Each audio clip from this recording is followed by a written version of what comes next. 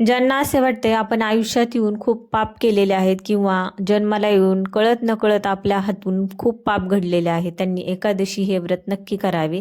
तर बघा, जी लोक एकादशी व्रत करत नाही ते पाण्यावरच्या बुडबुड्याप्रमाणे निरर्थक जन्माला येतात आणि लाकडाच्या बाहुलीप्रमाणे फक्त मरणासाठी जन्मलेले असतात. बघा, अपरा एकादशी लवकरच येत आहे.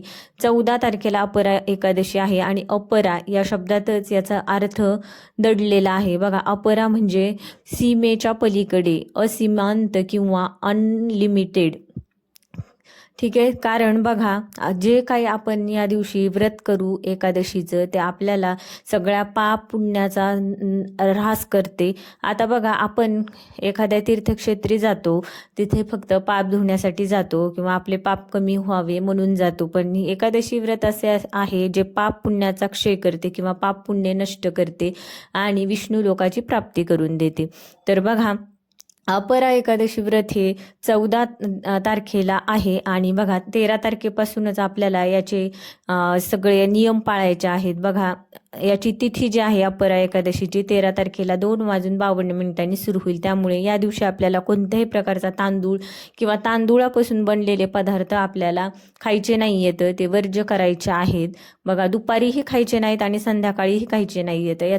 याचा हे गूढ अर्थ आहे. पुराणांमध्ये असे वर्णन करण्यात आलेले आहे की एकादशीच्या दिवशी सगळे जे पाप आहेत ते तांदूळामध्ये किंवा भातामध्ये लपलेले असतात. त्यामुळे हे जे वैष्णवजन असतात त्यांना तर आग्रहाने हे वर्ज्य करायला सांगण्यात येते की तुम्ही कोणत्याही प्रकारचा तांदूळ किंवा त्या तांदळापासून बनणारे पदार्थ वर्ज्य करावेत.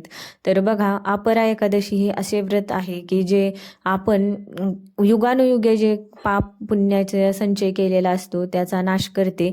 आणि बघा, अर्धप्रसूत गायीचे दान देऊन किंवा सुवर्णदान देऊन किंवा पृथ्वीदान देऊन जे पुण्य मिळते तेच पुण्य या एकादशीच्या व्रतामुळे मिळते. अपरा एकादशीचे हे व्रत म्हणजे पापरूपी वृक्षाचा छेद करणारी कुऱ्हाड आहे. पापरूपी इंधन जाळणारा रानातला वणवा आहे आणि पापरूपी अंधकार नाहीसा करणारा सूर्य आहे किंवा पापरूपी हरिण खाऊन टाकणारा सिंह आहे. बघा, ज्याला पापाची भीती खूप वाटते त्याने ही एकादशी 100% करावी. आता बघा, ही एकादशी केल्यामुळे काय होते, ब्रह्महत्येचे जे पाप असते ते नाहीसे होते. गोत्राचा नाश करणारा, गर्भहत्या करणारा, खोटे आरोप लावणारा किंवा परस्त्रीवर भाळणारा अशा सर्व पापांचे निश्चितपणे नाहीसे होतात. आता बघा, या दिवशी सेवा काय करायची आहे याबद्दल आपण थोडी चर्चा करूयात. तर बघा, सगळ्यात आधी या दिवशी एकादशीच्या दिवशी ब्रह्ममुहूर्तात आपल्याला उठायचं आहे. ब्रह्ममुहूर्त म्हणजे 4 ते 5च्या दरम्यान आपल्याला उठायचं आहे. 5च्या नंतर ब्रह्ममुहूर्त नसते, त्यामुळे 5च्या आधी स्नान करण्याचा प्रयत्न करा. तुम्हाला नाहीच ब्रह्ममुहूर्तात उठणं झालं तर काय करा, सूर्योदयाच्या आधी स्नान करण्याचा प्रयत्न करा आणि जास्तीत जास्त नामजप करण्याचा प्रयत्न करा. बघा, या कलियुगात नामजपाला खूप महत्त्व आहे. कलियुग बस नाम आधारा अशी एक म्हण आहे. तर त्यामुळे नामजप करण्याचा प्रयत्न करा. आयुष्यातील बरेच संकट तुमचे कमी होतात फक्त नामजप केल्याने. आणि असं नाही आहे की तुम्हाला फक्त तुमची जी सेवा असेल रोजच्या तुमच्या 11 माळा किती जेवढा जप असेल तेवढा माळ घेऊन करा तुम्ही आसनावर बसून. आणि बाकीचा जो जप आहे असं नाही आहे की तुम्हाला आसनावर बसूनच सगळा जप करायचा आहे. तुम्ही उठत बसत आणि जे काही तुमच्या घरातले कामं आहेत, झाडून काढताना, भांडी घासताना, कपडे धुताना, काहीही करताना तुम्ही नाम जप करू शकता. त्यामुळे नाम जप सोडू नका. प्रत्येक क्षणोक्षणी तुमच्या श्वासासोबत तुमचा नामजप चालला पाहिजे. आयुष्यात तुमच्या संसारातील बऱ्याच अडचणी कमी होतात बघा तुम्ही.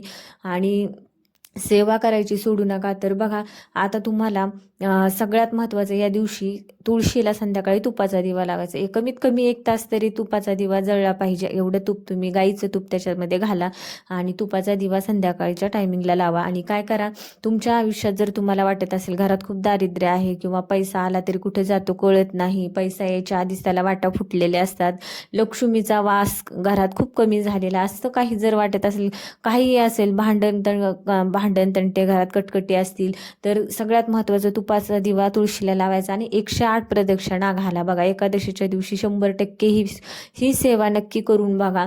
आणि नैवेद्य दाखवताना देवाला तुळशीच्या पानाशिवाय तुम्ही नैवेद्य दाखवू नका. बघा, तुळशीचं पान नैवेद्यावर असल्याशिवाय तो भोग अर्पण होतच नाही. त्यामुळे ती सवयच लावून घ्या की तुम्ही तुळशीला नैवेद्य दाखवताना त्या नैवेद्यावर तुळशीचे पानं ठेवण्याची सवय लावून घ्या. तर त्यानंतर तुम्हाला जर वाटत असेल घरात संतती किंवा ग्रहसौख्य असावं किंवा तुम्हाला सुपुत्र हवा असेल, संतान हवी असेल, घरात चांगली संतान, श्रेष्ठ संतान हवी असेल, तर काय करायचं, बाळकृष्णाची मूर्ती जी आहे, विग्रह आहे, तो विग्रह घ्यायचा, बाळकृष्ण घ्यायचा आणि ताम्हणात ठेवायचा आणि पाणी घ्यायचं. पाण्यामध्ये तुम्ही पंचामृत असेल तर तुम्ही ते मिक्स करा, जर नसेल तर फक्त दूध मिक्स करा. कच्चं दूधच असायला पाहिजे, तापवलेलं दूध घेऊ नका. नसेल तर मग नुसत्या पाण्याने तुम्ही अभिषेक करू शकता. तर काय करायचं, बाळकृष्णाला 1 चमचा घेऊन एक चमच्याने काय करायचं, ओम नमो भगवते वासुदेवाय, ओम नमो भगवते वासुदेवाय हा जप करत कृष्णाला स्नान घालायचे. आणि त्यानंतर दुसरा मंत्र आहे, ओम नमो भगवते ओम कृष्णाय वासुदेवाय हरये परमात्मने प्रणत क्लेशनाशाय गोविंदाय नमो नमो हा मंत्र म्हणत म्हणत तुम्ही अभिषेक करू शकता. त्यानंतर हा मंत्र तुम्ही 11 वेळेस म्हणा आणि त्यानंतर विष्णू सहस्त्रनामाचा पाठ करा आणि अभिषेक करा. बघा, तुम्हाला तुमच्या मनातील ज्या मनोवांछित इच्छा असतात त्या पूर्ण होतात. आणि हे उपाय नक्की करा, करून बघा, केल्याशिवाय होत नाही. तुमची स्वइच्छा असेल तर ह्या गोष्टी तुम्ही 100% करू शकतात. त्यामुळे मला होतच नाही, घरात लहान मुलंच आहेत, मी जॉब करते, हे करते, ते करते, हे कारण प्रत्येकाला आहेत, असतात. आणि बघा, प्रत्येकाला 24 तासच असतात. लाईफमध्ये आल्यानंतर रोज 24 तासाचा दिवस असतो आणि या 24 तासामध्येच आपल्याला काय पाहिजे ते करू शकतो. मग सतत आळस घेऊन पडणे, बेडवर लोळणे किंवा इथं तिथं शेजारणीपाशी जाऊन बसणे, हे करणे, ह्या गोष्टींमध्ये वेळ न दवडता, न घालवता तुम्ही अध्यात्मात वेळ घाला, नाम जप करा, देवाचं थोडीशी सेवा करा, भक्ती करा आणि पूर्ण विश्वासाने करा. तुमच्या आयुष्यातील कितीही मोठे संकट असतील ते देवाच्या दयेने कमी होतात. फक्त श्रद्धा ठेवा, विश्वास ठेवा आणि संयम ठेवा. तर आजचा व्हिडिओ कसा वाटला नक्की सांगा. चॅनलला सबस्क्राईब करा. धन्यवाद. रामकृष्ण.